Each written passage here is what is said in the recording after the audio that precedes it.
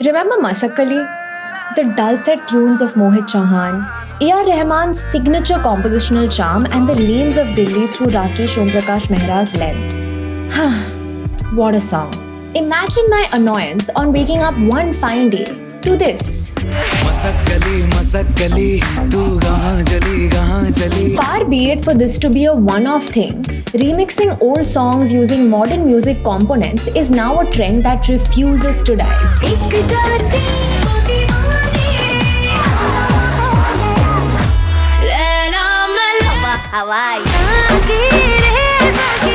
Oh God, one more remix. It was in the 90s that remixes first entered the Indian music scape.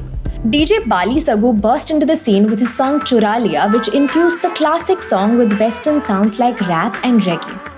The song's widespread appeal kick-started the culture of remixes. Soon the band Instant Karma was formed, which came out with what they called newer versions of older songs like Dil Kya Kare and Hum Bewafa. Soon to be followed by the famously scandalous Harry Anand remixes like Kaata Laga and Kaliyo Ka Chaman. But while the younger generation was enthusiastic about these remixes, industry giants didn't take to them very kindly. I feel you should not disturb the original. Music composer Naushad claimed that DJs were taking their masterpieces and turning them into a circus. And singing legend Lata Mangeshkar called them downright obscene. Devarshi Ghosh points out in an article for Scroll that up until the mid-2000s, remixes existed as a part of the indie pop movement parallel to the music of the Hindi film industry. This changed when Bachna Ae Hasino hit the scenes. For most audiences, seeing Ranbir Kapoor take on his father's song was exciting. The newer stanzas were actually fun and the concept in itself was refreshing. When it became successful, however, it set a template for remixes to follow. This template was perfected in 2012 when the disco song from Karan Johar's Student of the Year hit the screens. This remix was the first to be used as a large-scale marketing tool, a trend that quickly caught on, bringing us to this point in time when every big-budget movie seems to have at least one song remake used solely to generate buzz. It was not a bad idea, but when it gets too repetitive and a million people do that, then it becomes like, overdone and becomes a cliche and it becomes annoying. While label head Bhushan Kumar points out that these remixes help to keep the older songs relevant, a lot of fans today share Rahman's sentiments asking for old songs to not be ruined. Research suggests that a lot of the fans' negative reactions could be because of the stark difference in music trends between the original song and the remix. The changed musical components end up alienating the listener. People also establish a major part of their identity between the ages 15 and 25, ascribing many autobiographical memories to the songs they would listen to back then. Added to this is the reminiscence bump, a psychological phenomena among older adults which enhances the intensity of events spanning our adolescence and early adulthood. And then, of course, there's plain old nostalgia. Most of us are guilty of looking at the past through rose-tinted glasses, and songs add to this by being one of the surest ways of evoking nostalgia. A study even showed how during the pandemic, people would listen to nostalgia-inducing songs to escape the present and find comfort in the good old days. Naturally, when the source of that comfort is tampered with, it might be seen as an attempt to tamper with your happiness. Interestingly, though many fans are critical of these songs, they are still being consumed widely and becoming chart-topping hits. अगर creator create कर रहा है, remake कर रहा है, तो audience उसको lap up भी कर रही है. As long as audience is enjoying it and consuming it, labels are getting their monies, so they will create. It's a cycle. The day audience stops, then it will stop. And it's not just about their success upon release. Even the process of creation is easier for these remixes. The song being remixed is generally a yesteryear super hit, eliminating the risk factor, and the lack of originality reduces the time required to make it. The fact that big music labels like T-Series usually own the rights to the original songs is an added advantage, which makes producing remixes an economically viable option. But how does this impact music?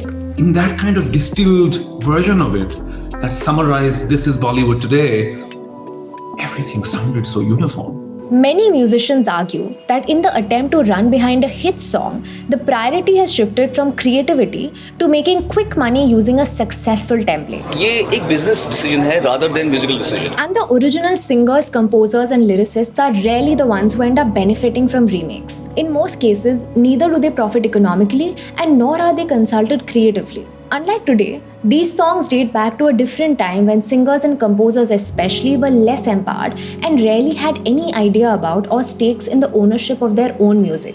Take the recent remake of Falguni Pathak's iconic 90s hit Maine Payal Hai Chankai for instance.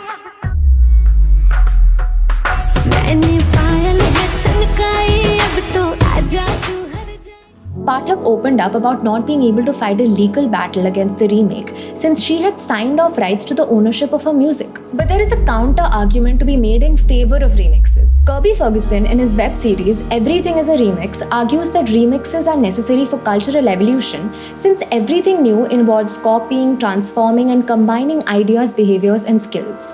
He illustrates this using examples like the printing press, which was made out of movable type, ink, paper, and screw press, among other things, which have all existed from much before. And if we think about it, the same can be said for any new invention. Many musicians use melodies, lyrics, or other components of songs from musicians they look up to. Rock band Led Zeppelin would take elements from Willie Dixon's songs, while the intro for Nirvana's Come As You Are was inspired by a Killing Joke song 80s.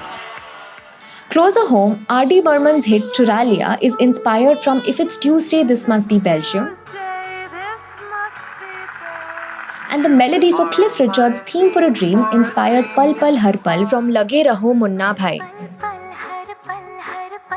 The lines become even more blurry when we look at different forms and styles of music. For example, many artists have created renditions of ghazals, geets, qawwalis, and more that were originally written and recorded much earlier. Amir Khusro's famous qawwali Mankunto Maula has multiple distinct renditions by the likes of Nusrat Fateh Ali Khan, Abi Sampa, Javed Bashir, and Ali Azmat, to name a few. It's even made it to mainstream Bollywood movies such as Maximum and Gunde.